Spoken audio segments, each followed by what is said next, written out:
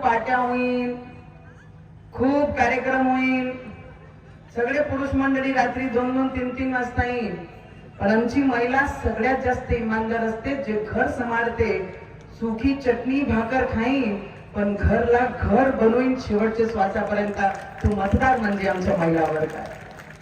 मी आपल्याला आज सगळ्यांना एवढीच विनंती करायला आली आहे की अकोट शहर आणि हा पूर्ण मतदारसंघ, अकोट मध्ये माझा दुसरा तिसऱ्यांदा चक्कर आहे. बडनेरा माया सासुरी आहे, प्रेम सगळ्यात जास्त मेलघाट आहे. तिसरा आता बुंदिले साहेबांचा मतदारसंघ म्हणजे आमचा दर्यापूर मतदारसंघ आणि चौथी ठिकाणी मला वाटते अकोटच झालेला आहे. आणि अकोट मध्ये हे फक्त सुरुवात आहे. विकास म्हणजे काय असते पूर्ण देशाचा, हा देशाचे प्रधानमंत्रींनी करून दाखवलेला आहे, राज्यामध्ये आमच्या देवाभाऊनी करून दाखवलेला आहे. छोट्याशा तालुक्यामध्ये उमरखेड आहे ना काका, मुख्यमंत्री आले होते ना हिवरखेड मध्ये. आज मला वाटते कोणी दुसरा येणार होते, ते कॅन्सल झाली. आमचे मुख्यमंत्री एवढे साधे सरळ आहे की ग्रामीणचे तालुक्याचे सगळे छोटे गावामध्ये येऊन लोकांची भेटी घेतात, महिलांच्या पाठीशी उभे राहतात. 33% आरक्षण भारतीय जनता पार्टी देते. लोकांना घरकुलचे पीआर कार्ड देण्यासाठी 100% गोरगरीब लोकांना पीआर कार्ड भेटले पाहिजे, त्याच्यानंतर त्यांना घरकुल भेटले पाहिजे. आणि निराधार 60 वर्षापासून जेव्हापासून निराधार सुरू झाला तेव्हापासून 600 रुपये होते. जेव्हा मी खासदार होती केंद्रातून 1500 रुपये करून आणले होते. आणि हँडिकॅप, मतिमंद या सगळ्या लोकांना देवाभाऊनी 2500 रुपये त्यांना वाढून त्यांना सुरुवात करून दिली. हा छोटी छोटी गोष्टी कोणीच लक्ष देत नाही. मोठा आपण हायवे करू, मोठे मंदिर करू, सभागृह करू, छत्रपती शिवाजी महाराजांचा पुतळा उभा करू, सौंदर्यीकरण करू, सगळं काही करू. पण जे गोर गरीब लोक असतात, ज्यांना 1500 रुपयापासून अपेक्षाच असतात, जे अंधे असतात, हँडिकॅप असतात, त्यांना 2400-2500 रुपये महिन्याचे देण्याचं काम या देवाभाऊनीच आणि या महाराष्ट्राने आणि भारतीय जनता पार्टीने दिलं. जर एकही मत दुसऱ्याला गेला, कोणाचंही खा, कोणाच्याही पार्टीमध्ये जा, पण मतदान करताना जिथे जिथे कमळ दिसेल सगळी ठिकाणी कमळाचेच बटन दाबा. आमचा एक युवक एक मतदारसंघातून उभा आहे, सगळे युवकच आहे. जयश्रीताई आहे, मोहन आहे, सगळे मनीष भाऊ आहे, सीताताई आहे, शुभांगीताई आहे, सगळे यंग आहे. बरेचसे लोक घाबरतात की आमचे लोक 50% जर असले आणि 50 दुसरे असले तर आमचे लोक सगळे मतदानाला जात नाही. त्या दिवशी लग्नाची खूप मोठी तिथी आहे. पहिले मतदान मग कन्यादान करायचं, त्याच्यानंतरच लग्नाला जायचं. कारण माझे इलेक्शनच्या दिवशी 300 लग्न होते, तिथे लग्न लावलं म्हणून माझं राहिलं. मीच जाऊ शकली नाही लोकसभाला.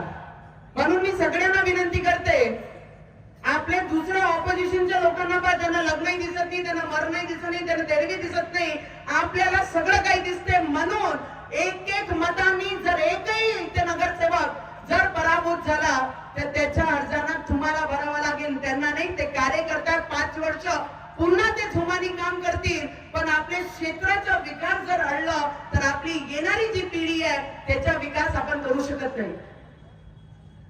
कोणी किती मोठे इथे आले, आम्ही खूप लहान आहे. मी भारतीय जनता पार्टीची प्रामाणिक कार्यकर्ता म्हणून तुम्हाला सांगते की जेवढे नगरसेवक, नगर अध्यक्ष आहे यांना तुम्ही निवडून द्या आणि येणाऱ्या 5 वर्षामध्ये या शहराचा, या क्षेत्राचा विकास मी तुम्हाला सांगते. दर्यापूरमध्ये अजूनही लोक जेव्हा पाणी घेतात, पाणी पितात, घरापर्यंत पाणी पोहोचले ते फक्त प्रकाश काकाचं नाव घेतात.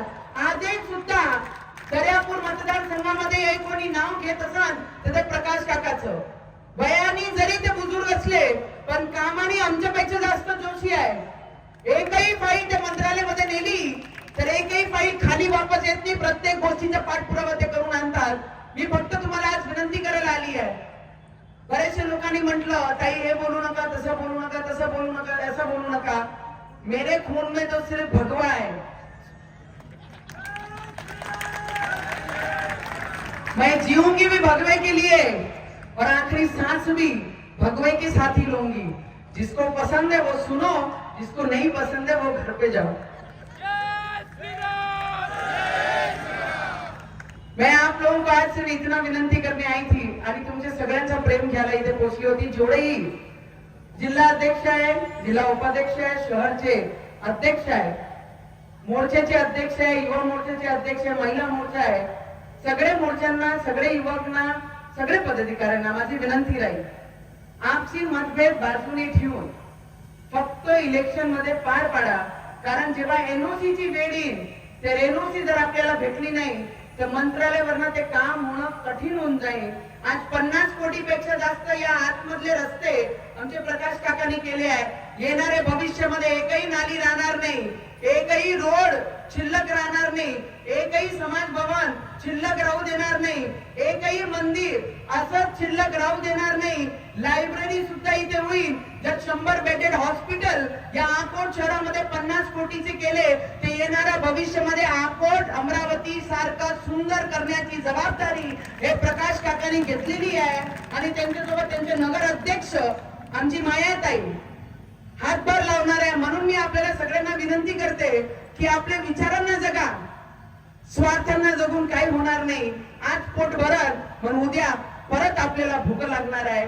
म्हणून विचारा जगले तर शेवटच्या श्वासापर्यंत तो विचार आपल्या पाठीशी उभा राहील। म्हणून आपण सगळ्यांनी विनंती आहे की सगळे नगरसेवकांना, नगर अध्यक्षांना आपण सगळ्यांनी ताकद द्या। आज कोणी तुमचे पाकिट भरू शकतात, पण उद्या तुमच्या मुलांचं भविष्य बनवण्याकरिता कोणीच येणार नाही। जर तो भविष्य तुम्हाला हवा असेल तर भारतीय जनता पार्टीच्या पाठीशी उभे राहून फक्त कमळ कमळ कमळ या चिन्हाला तुम्ही मतदान करा। एवढीच मी तुम्हाला विनंती करते। किती लोकांनी तयारी केली की याच्या पाठीशी उभे राहणार आहे तुम्ही सांगा बरं।